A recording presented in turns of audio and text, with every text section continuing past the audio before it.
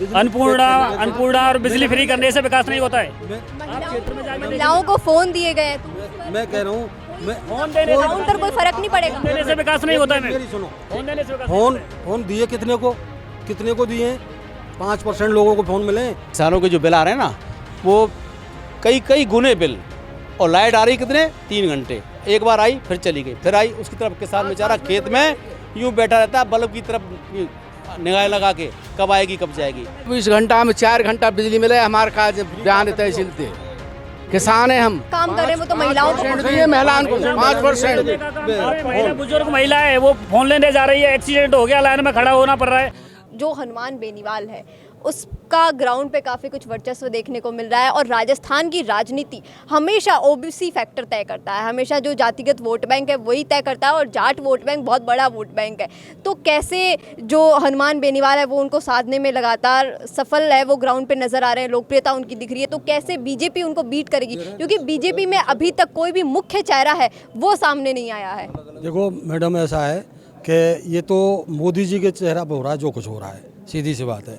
रही बात आप जो जातिवाद के हिसाब से कह रही हैं ना, वो बिल्कुल गलत है। आजकल लोग बाग बहुत समझदार हो गए, जातियों में नहीं बंटना चाहते, और एक गुडविल होती है एक पार्टी की, बीजेपी की गुडविल अलग है, कांग्रेस की अलग है। इसके अलावा क्षेत्रीय पार्टी आती है और चली जाती हैं थोड़े दिन के लिए, ऐसे मानो जैसे कोई दिया जला और बुझ गया, ऐसा चलता है क्षेत्रीय पार्टियों के बारे में। जैसे आप युवा हैं और मैं आपसे ये जानना चाहूँगी कि अभी जैसे राजस्थान यूनिवर्सिटी की बात हो रही थी कि वहाँ इलेक्शन कैंसिल हो गए, और उसमें हनुमान बेनीवाल सामने हमेशा उनके सपोर्ट में सामने खड़े रहे, और सचिन पायलट पे और बाकी बीजेपी भी लगातार इस चीज़ का आरोप लगता रहा कि दोनों पार्टियां कभी भी उनके समर्थन में नहीं खड़ी नजर आई। तो इस पर आपका क्या कुछ कहना है कि उनका जो युवा साथी है उनके साथ है, वो माहौल उनका कैसे रहेगा इस बार? युवा साथी हैं, उनके साथ में जो भी नेताओं ने जो भागीदारी निभाई, उनको नेताओं को इसमें भागीदारी नहीं निभानी थी। ये विद्यार्थी परिषद का जो भी चुनाव थे विद्यार्थियों के, वो विद्यार्थियों के हिसाब से ही होने थे। तो मेरा तो यही मानना है कि युवाओं को अपना फैसला खुद लेना चाहिए, ना कि बड़े नेताओं को इसमें इन्वॉल्व करना चाहिए। और नहीं किसी क्या लगता है कि जैसे जो अभी ईडी की कार्रवाई हुई है, तो ईडी की कार्रवाई अब क्यों हुई है? जब पेपर लीक हो रहे थे, जब इतनी सारी चीज़ें हो रही थी, वो जब चीज़ें सब फ्रंट फुट पे थी, सारी चीज़ें सामने थी, तब क्यों नहीं कार्रवाई की गई? और अब जब चुनाव नज़दीक आ चुका है तब क्यों की जा रही है? मैम, ईडी की कार्रवाई तो पहले भी हुई थी, लेकिन पहले से ही चल रही है और चलती आ रही है। लेकिन गोविंद सिंह डोटासरा हो या और भी बड़े बड़े जो मुख्य नाम हैं, वो अब जब चुनाव एकदम नज़दीक आ चुके हैं, सूची जारी हो चुकी है, आचार संहिता लग चुकी है, और कुछ ही दिनों बाद चुनाव होने, तब ये ईडी की कार्रवाई, क्या कुछ राजनीतिक इसके मायने रहने वाले हैं? राजनीतिक मायने तो कुछ नहीं है इसके, ये तो पहले से ही चलती आ रही है। पहले कंप्लीट नहीं हो पाई थी, अब चल रही है। बाकी ईडी जो कर रहा है अच्छा कर रहा है, ईडी कभी गलत नहीं करेगा, ना इसमें कांग्रेस हो या बीजेपी हो, होनी चाहिए, क्योंकि भविष्य में लोगों को रोज़गार ही नहीं मिला। अभी देख लो, अब रीट में ही देख लो कितना पेपर लीक हुआ है। गोविंद सिंह डोटासरा फैमिली से, एक ही परिवार से, उनके रिलेशन से 17 लोग जॉब लगी है। तो क्या ये सारे पढ़ने वाले थे? उसकी जांच होनी चाहिए, यही मुद्दा है बस इनका। दोबारा एग्ज़ाम होनी चाहिए रीट की, वो कैंसिल भी करने की इन्होंने घोषणा भी कर दी, फिर वापस वही भर्ती कर दी इन्होंने, प्रक्रिया पूरी। उसके बाद में ये लालडारी वाला मैटर आ गया, उसमें जनता ने प्रयास भी किया, तो उसका क्या हुआ? कुछ ही नहीं। जैसे एक सवाल ये भी बहुत बड़ा उठकर आता है कि कांग्रेस लगातार ये आरोप लगा रही है कि भाजपा तो इस बार जब से सूची जारी हुई है, अंदरूनी उनकी लड़ाई है वो खत्म होने का नाम ही नहीं ले रही है। नेता है, सारे के सारे नेता है वो बगावत पे उतरे हुए हैं। तो क्या कुछ इसका माहौल है, और कैसे इसका पार्टी को नुकसान है वो यहाँ पर उठाना पड़ेगा, और इन कार्यकर्ताओं का इस पर क्या कहना है? ऐसा है मैडम, टिकट बढ़ने के बाद में आज नहीं, पहले से भी विरोध हुए और खूब विरोध होते हैं, लेकिन धीरे धीरे कर पार्टी अपने उसमें उसको शांत कर लेती है, और कुछ भी नहीं होगा। बीजेपी जीतेगी, बीजेपी का फैक्टर है, 100% कांग्रेस नहीं आएगी, ये मान लो आप। सरकार बीजेपी की बनेगी, सरकार बीजेपी की बनेगी राजस्थान में। तो अब ये बताइए आप कि जैसे कांग्रेस है वो लगातार दावे कर रही है कि हमने तो बहुत सारी योजनाएं निकाली है, हमने बिजली फ्री कर दी है, हमने अन्नपूर्णा योजना जैसे, हमारे फोन जैसे। 24 घंटा में 4 घंटा बिजली मिले, हमारे काज बयान तहसील थे, किसान है हम। फ्री तो कर दे, लेकिन और अन्नपूर्णा मैडम बिजली तो मिले। अन्नपूर्णा करने से और बिजली फ्री करने से विकास नहीं होता है। नहीं अन्नपूर्णा और बिजली फ्री करने से विकास नहीं होता है। महिलाओं को फोन दिए गए हैं, तो मैं कह रहा हूँ, फोन देने ग्राउंड पर कोई फर्क नहीं पड़ेगा। देने से विकास नहीं होता है। मेरी सुनो, फोन देने से विकास नहीं होता है। फोन दिए कितने को दिए? 5% लोगों को फोन मिले, 95% रह गए, गाली दे रहे हैं। महिलाओं को सशक्त करने का काम कर रहे हैं, वो तो महिलाओं को महिलाओं को 5%। महिला बुजुर्ग महिला है, वो फोन लेने जा रही है, एक्सीडेंट हो गया, लाइन में खड़ा होना पड़ रहा है, उसा से घुट के दम निकल के और बुजुर्ग महिलाओं की मौत हो गई। ये फोन बांट रहे, क्या करेंगे? किसानों के जो बिल आ रहे हैं ना, वो कई गुने बिल, और लाइट आ रही कितने 3 घंटे, एक बार आई फिर चली गई, फिर आई, उसकी तरफ किसान बेचारा खेत में यूं बैठा रहता है, बल्ब की तरफ निगाह लगा के, कब आएगी कब जाएगी। आप किसी भी तरह की जो घोषणाएं की है ना, ये थोती घोषणाएं, धोती घोषणाओं से सब लोग जागरूक है। किसान पूर्ति तो इस पे यह सरकार बही ना है। मैंने कह रहा हूँ मैडम जी, फ्री कर दिया, हमें फ्री नहीं चाहिए, हमें तो टाइम 4-6 घंटे लगातार, हम किसान आदमी हैं, हमें 6 घंटे बिजली चाहिए, फ्री ना चाहिए हमें किसी का वो नहीं चाहिए एहसान। हमें तो अरे तुम 2 घंटे बिजली दे रहे हो, फिर बिजली फ्री कर दे। ये तो बोल रहे कि हमने जो खाद बीज वगैरह है उसके लिए भी हमने यहाँ पर इंतजाम किया है, हमने फोन का भी किया है, हमने अन्नपूर्णा का भी किया है। तो ये तो बहुत सारी योजनाओं के दावे करते हैं, ग्राउंड तक पहुँची नहीं। रीति घोषणाएं हैं। अभी जो काम हुआ 5 साल में जो होना था हो गया, अब रीति घोषणा कर करके बैठ गए। ये देंगे अन्नपूर्णा, ये जो भी चलाई, अभी मोबाइल बांटे तो कुछ लोगों को बांट दिए। जो भी घोषणा हुई अधूरी घोषणा है, सब फोकट की घोषणा है, नाम की है, विकास कुछ नहीं है। बीजेपी की सरकार बनेगी और बीजेपी का बोर्ड बनेगा और कांग्रेस सरकार नहीं आएगी। बताइए, आप बताइए, जैसे बहुत सारी योजनाएं इस बार निकली है, बहुत पूरी तरीके से माहौल बना हुआ है कि कांग्रेस इस बार कह रही है जो 20 साल की जो परिपाटी है ना, 5 साल कांग्रेस 5 साल बीजेपी, इस बार वो परिपाटी टूटने वाली है। आपको क्या लगता है? सरकार जिस प्रकार से बड़ी बड़ी घोषणाओं के दावे कर रही है, वैसा धरातल पे कुछ भी देखने को नहीं मिला है। ये जो लास्ट टाइम है सरकार का, जब सरकार एकदम वेंटिलेटर पे चली गई, 4 महीने का टाइम रहा, तब इन्होंने 200 यूनिट फ्री बिजली की घोषणा की, तब इनको फूड पैकेट याद आए, तब इनको 500 रुपये में सिलेंडर याद आया, और ये इन्होंने राहत कैंप के नाम पे लोगों को गुमराह करने का काम किया है। एक्चुअल में जिन लोगों का डेटा सरकार के पास है, उन्हीं लोगों की तो पेंशन बढ़नी है, उन्हीं लोगों को इनको बाकी अन्य जो लाभ देने हैं, चाहे वो बिजली के नंबर हो तो वो सरकार के पास है। लेकिन इन्होंने जनता को बरगलाने के लिए इस प्रकार के कैंपों का आयोजन किया, और असल में जनता है वो लाइन में लग के परेशान हुई है।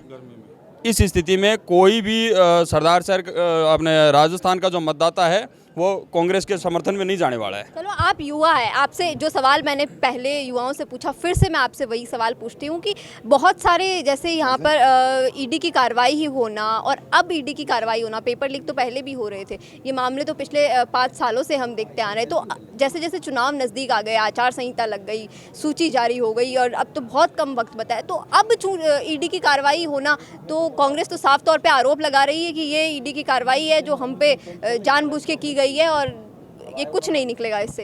देखिए, ईडी एक स्वतंत्र संस्था है, वो कब कार्रवाई करे, कहाँ कार्रवाई करे, वो उसका विवेकाधिकार है। ये बात सत्य है कि नहीं कि पूरे राजस्थान में 16 से अधिक भर्तियों के पेपर लीक हुए। एकमात्र रीट की भर्ती में 16 लाख से अधिक अभ्यर्थियों ने जिन्होंने आवेदन किया, और पेपर देकर जैसे ही वो बसों में बैठ के घर जाने लगे, तब उनको मैसेज मिला कि हमारा पेपर आउट हो गया।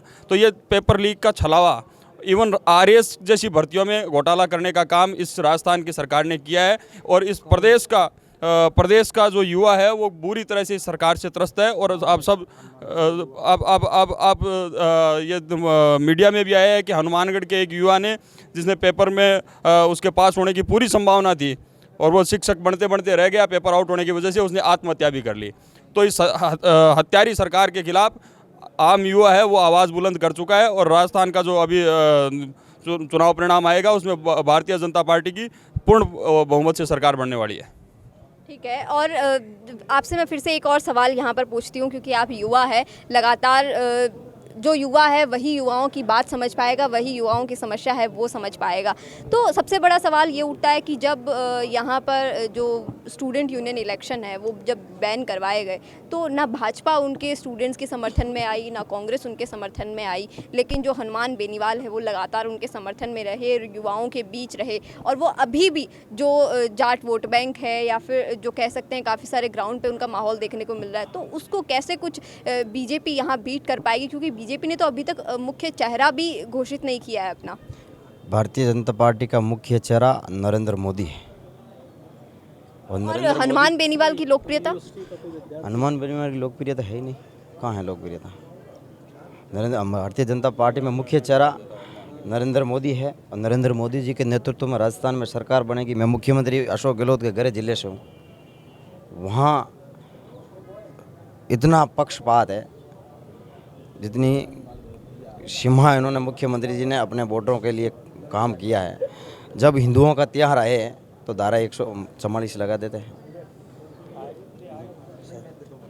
हिंदुओं का जब त्योहार आता है तो जब राजस्थान के मुख्यमंत्री ये धारा 144 लगा देते हैं, तो ये दोष भावना की राजनीति हिंदू मुख्यमंत्री मुसलमान की राजनीति है वो यहाँ पर कांग्रेस पार्टी करती है, ऐसा निश्चित रूप से देखने को मिला है। जब रामनवमी की शोभा यात्रा का आयोजन करौली में हुआ था और उसमें असामाजिक तत्वों ने और एक समुदाय विशेष के लोगों ने पत्थरबाजी की और यात्रा पे हमला किया, और उस समय मुख्यमंत्री जी है वो उन्होंने उनका समर्थन किया। इसके अलावा जोधपुर में जो घटना हुई, मुख्यमंत्री जी के गृह जिले में जिस प्रकार की घटना हुई, वो सब आम जनता के सामने है। तो इस सरकार ने तुष्टीकरण की राजनीति की है और इसका एक जीवंत उदाहरण अभी कुछ दिन पहले ही जयपुर में ही देखने को मिला है। तो इस प्रकार की तुष्टीकरण करने वाली सरकार की आवश्यकता अब राजस्थान में रही नहीं है। और जैसा कि आप सवाल पूछ रहे थे कि RLP हनुमान बेनीवाल में राजस्थान में जितने भी उपचुनाव हुए, उन सारे उपचुनाव में मैनेज तरीके से कांग्रेस की बी टीम के रूप में कार्य किया, जिससे भारतीय जनता पार्टी को नुकसान हुआ। और ये सारी चीज़ें अब आम जनता समझ चुकी है। और इसका दूसरा उदाहरण मैं आपको बताऊं कि हनुमान बेनीवाल का गृह जिला नागौर है, वहाँ से पंचायत समिति के प्रधान और भारी मात्रा में RLP के कार्यकर्ता है, वो RLP को छोड़ के भारतीय जनता पार्टी ज्वाइन कर चुके हैं। तो रेवत राम भी अभी RLP ज्वाइन कर चुके हैं, इस पर आपका क्या कहना है? उनको काफ़ी कुछ समर्थन मिलेगा, उनका सपोर्ट मिलेगा, RLP के साथ जाना अपने आप में बड़ी बात है। वो देखिए, जब चुनाव का अवसर होता है तो उस समय बहुत सारे लोग हैं वो टिकटों के लिए भी नाराज़ होते हैं, लेकिन वो रेवंत राम ने क्या निर्णय किया है इससे मैं वाकिफ़ भी नहीं हूँ और मेरा उनसे कोई परिचय भी नहीं है, इस विषय में मेरे को जानकारी नहीं है। लेकिन ये बात सही है कि RLP से प्रकाश चौधरी का बीजेपी छोड़ना, इससे तो वाकिफ़ हैं आप? हाँ जी, बिल्कुल ध्यान में है। लेकिन जिस कार्यकर्ता को टिकट नहीं मिला, अगर वो इस आधार पे बीजेपी को छोड़ के जाए तो वो उनकी व्यक्तिगत समझ हो सकती है, क्योंकि टिकट मांगने वाले तो बहुत सारे लोग होते हैं, टिकट तो एक व्यक्ति को मिलता है। तो बाकी और अगर 10 व्यक्ति कोई टिकट का दावा करते हैं, उनको टिकट नहीं मिलेगी तो वो पार्टी बदल लेंगे। तो ऐसे तो फिर वो तो निजी हितों से जुड़े हो, पार्टी विचारधारा से, पार्टी प्रोटोकॉल जो होता है उनके लिए तो वो कोई मायने नहीं रखता। जैसा कि इनका यहाँ पर कहना है कि काफ़ी कुछ मुद्दों पर हमने यहाँ पर बात की, काफ़ी सारे मुद्दे थे वो यहाँ पर थे। सबसे जो अहम मुद्दा वो यहाँ पर निकल के आ रहा है कि पार्टी लगातार अपना मुख्य चेहरा भी सामने नहीं ला रही है, क्योंकि वो नरेंद्र मोदी के ही चेहरे पर चुनाव लड़ेगी। और इसके अलावा मैंने यहाँ पर एक सवाल किया कि ईडी की कार्रवाई अब क्यों की जा रही है, तो इनका लगातार साफ तौर पे यही जवाब है कि ईडी की कार्रवाई अब करने का मुख्य कारण यही है कि ईडी की कार्रवाई तो पहले से ही हो रही थी और लगातार ये जो गोविंद सिंह डोटासरा है, इन पर लगातार ईडी की नज़र है वो बनी हुई थी। आपको क्या लगता है कि ईडी की कार्रवाई अब होना, क्या कुछ इसके सियासी मायने निकल रहे हैं या फिर ये ईडी की कार्रवाई पहले से ही चल रही थी? कमेंट बॉक्स में ज़रूर बताइएगा। ऐसी और खबरों के लिए जुड़े रहिए राजस्थान संवाद के साथ। कैमरामैन चेतन के साथ मैं प्रीति चारण। मीडिया में काम करना चाहते हो लेकिन नहीं मिलती प्रैक्टिकल एजुकेशन, मीडिया का डिग्री कोर्स हो भी जाए तो होती है प्लेसमेंट में प्रॉब्लम। इंस्टीट्यूट जो सिखाते हैं इंडस्ट्री में वो कुछ काम आता ही नहीं। इन सारी प्रॉब्लम्स को सॉल्व करने का फुल प्रूफ तरीका है मिशी media institute of media education, जहां आपको डिग्री, प्लेसमेंट और प्रैक्टिकल एजुकेशन तीनों मिलेगा और साथ ही ट्रेडिशनल मीडिया के साथ सिखाई जाएगी डिजिटल मार्केटिंग और वीडियो मार्केटिंग, वो भी लाइव प्रोजेक्ट्स के साथ। यही नहीं, मिशी मीडिया आपको डिग्री के साथ देगा डिजिटल न्यूज चैनल्स और रनिंग प्रोडक्शन हाउस में एक्सपोजर और काम करने का मौका भी। इसके अलावा आपको इस कोर्स में मिलेगी तमाम बड़े अखबारों और चैनल्स के चर्चित एंकर और डेस्क के लोगों से क्लासेस। साथ ही यहाँ प्रैक्टिकल एजुकेशन देने के लिए आपको नेशनल चैनल्स के ब्यूरो चीफ रह चुके लोग और टेक्निकल टीम की मिलेगी मेंटरशिप, और ये सब कुछ मिलेगा UGC अप्रूव्ड यूनिवर्सिटी की बी वॉक डिग्री के साथ। तो degree, placement, practical education, industry expert से सीखना और लाइव प्रोजेक्ट्स में काम करने के साथ सीखना, इतना सब कुछ एक साथ, और वो भी बहुत ही कॉस्ट इफेक्टिव तरीके से। तो अब बिल्कुल देर मत कीजिए, नीचे दिए गए लिंक पर क्लिक कीजिए और आज ही हमसे जुड़ जाइए।